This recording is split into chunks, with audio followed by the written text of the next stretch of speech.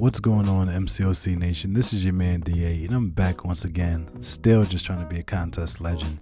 And in this video, we'll be discussing the top mutant options to bring with you in Alliance Quest and Marvel Contest of Champions. Here we are at my 3-star mutant roster. Now, the reason we're at my 3-star mutant roster is because I don't have all of my choices as a 4-star, but it's okay. All right. Still show you the same champions and talk about them all the same. So here we go. Coming in at number 3 is Rogue. I like Rogue because from a longevity standpoint, she's a great option. All right. She reduces the amount of time that she's under debuffs. So if you're running suicide masteries, she'd be a good choice to bring. That bleed to kind of knock off pretty quickly. You still have to deal with the poison, but the damage is reduced. Also, she absorbs the enemy's power with her L1. She has power drain on her L2 and power steal. So the combination of longevity with the debuff reduction, with the life steal that increases her health, and with the power control with her L2, and that L2 actually does hit pretty hard.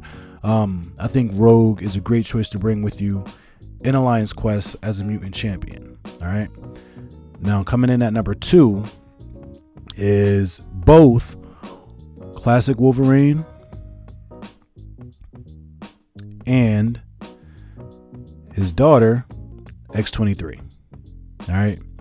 These two are great options in my opinion, simply because their regen can be insane. All right. Not only can their regen, well, and I don't mean insane like they're, second to none, but in all actuality, I believe it's the Classic Wolverine who has the better regen, but X-23 has higher damage output. So whether you have Logan or Laura, either one of them is going to work out well for you. All right. So they still bring that combination of high damage, great bleeds, and regenerative properties, or the healing factor. So that's why I love bringing in the Wolverines to Alliance Quest. All right. Also, if you have deep wounds mastery, then that'll just increase the damage duration and the output of the bleeds that they apply. So Wolverine and Wolverine X-23 are my choices for number 2 as mutants to bring with you to Alliance Quest. All right. And coming in at number 1, I don't think is too big of a secret, but it's the Ice dude himself, Iceman. All right. Iceman, I think, was the first triple immune champion that we ever saw in the game. So he's immune to poisons, he's immune to bleeds, and he's immune to incinerate damage. Now, I don't think that right now in Alliance Quest, at least, right now my Alliance are running map 5 days a week. And on the paths that I run, I don't run into anybody with incinerate damage. I know if we were running map 6, that would have to be a concern with the Hyperion mini boss, but we don't run map 6, so it's not a thing. But if you are running map 6, you do have that Hyperion boss. Iceman is great to bring. He's immune to incinerate damage. So Hyperion's L1 does nothing to you as far as damage over time goes. Anyway, so you have the triple immunities. Not only that, Iceman has ice armor. What the ice armor does, it acts as an extra defense. It increases his armor rating, so it reduces the damage he takes.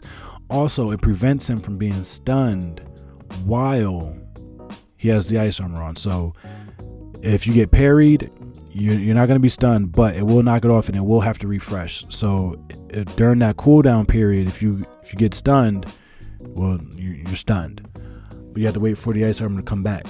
Also, the way the ice armor protects you, and I think this is amazing, is that you can basically tank an L3 with your ice armor on, because what the ice armor does is that it reduces the amount of damage you take to just a flat 5%.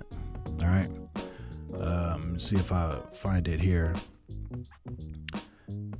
Yep, if Iceman loses more than 5% of his max health from a single source, his ice armor protects him from the blow, reducing the health loss to 5%, then it shatters. I think there's something like a 10-second cooldown on the ice armor after it shatters. I forget where I saw that. No, I'm sorry. It's a 15-second cooldown for this 3-star version. It might be less with the 4 or 5-star. I could be wrong though. Let me know in the comments. So yeah, you have the triple immunities, you have the ice armor, and then you have the cold snap. Cold snap is the damage over time debuff that Iceman applies at the start of the fight. His special ones, I believe, apply. They apply frostbite, which, you know, might as well be a cold snap, I guess. But Iceman has all these different, you know, intricacies that kind of add to his damage, whether it's the frostbite, whether it's the cold snap that happens at the beginning of the fight. Also, with your L1, you apply the frostbites, and if you land a heavy, you can explode those frostbites and they instantly expire for a damage boost and a multiplier, and it can get insane. So Iceman is a great option to bring with you in a queue as a mutant champion. So let me know in the comments below. Do you agree? Do you disagree with my choices? Would you add somebody? Would you take somebody out? I mean, I know I cheated by having two champions there in the number 2 spot, but I mean, they're basically the same. I mean, they're both Wolverines. It is what it is. So yeah, man, let me know your thoughts in the comments below. And if this is your first time to the channel, would you consider hitting that like button, smashing that subscribe, doing all of that good stuff that lets me know that you appreciate the content and want to see more of it. And until then, until the next time, when I will catch you all, y'all stay blessed. Go Groots. I'm out.